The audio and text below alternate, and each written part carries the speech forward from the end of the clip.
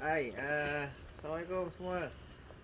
Okay, hari ni saya ingat saya nak share sikit pasal kolam saya ni. Kolam ni ukuran dia lebih kurang uh, 15 kaki panjang dan 2 kaki setengah tinggi lah. Total air dalam ni lebih kurang 3,800 liter, ataupun 7.8 meter kubik lah. Okay. Saya nak beritahu, kalau tengok kan air ni, sebab kita dah lama tak mandi, so dia dah jadi berlumut tau.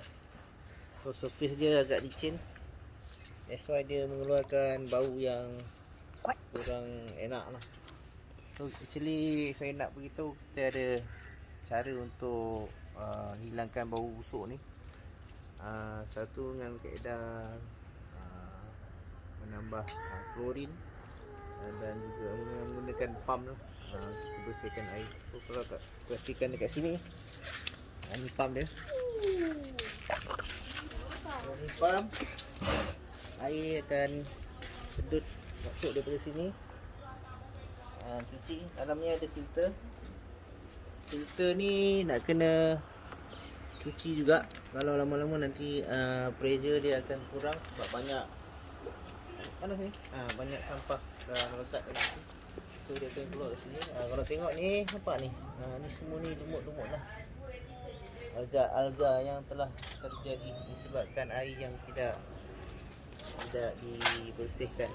So kalau biarkan lagi lama akan jadi bau busuk lah. Kan selalu kita, kalau kolam ke tasik ke, kalau tak ada pengairan yang bagus, kan kalau kita lalu mesti ada bau kan. So dia punya oxygen level pun dah kurang.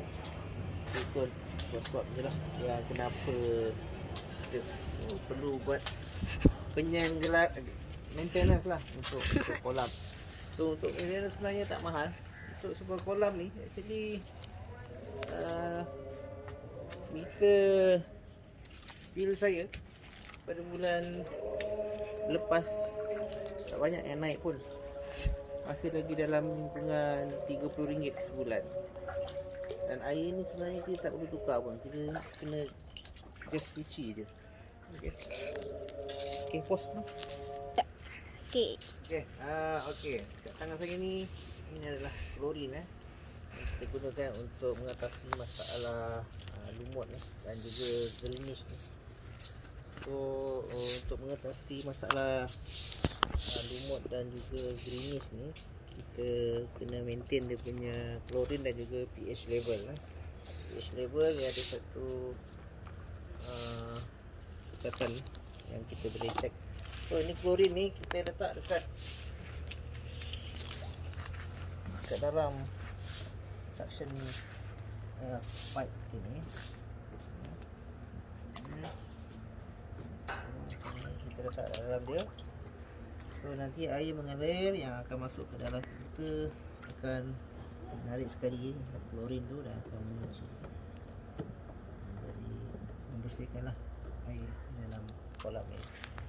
So bila kita dah letak, kita start pump. Nanti air yang bersih bersama klorin akan masuk, dan juga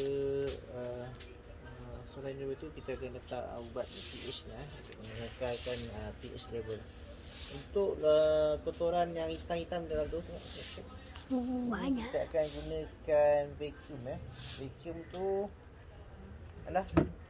vacuum tu tak mahal, RM30 je. So nanti akan saya tunjukkan cara-cara vacuum kotoran dalam ni. So apa yang point saya nak beritahu kat sini, maintenance ni tak adalah mahal sangat.